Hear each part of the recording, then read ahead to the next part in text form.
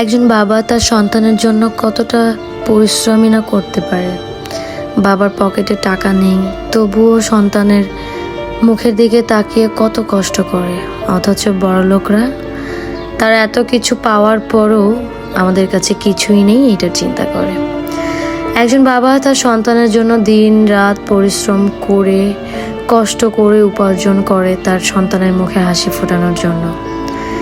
কতবার কাজ করতে যে পড়ে যায়, কত ব্যথা পায়, তবুও ব্যথা ভুলে যে সন্তানের মুখে হাসি ফোটানোর জন্য বাবা কষ্ট করে রোজগার করে সন্তানের মুখে হাসি ফোটায়।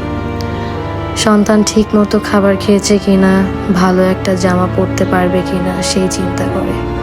শেষমেশ কষ্ট করে উপার্জন করে সন্তানকে সে তার পছন্দের জিনিস উপহার দেয়।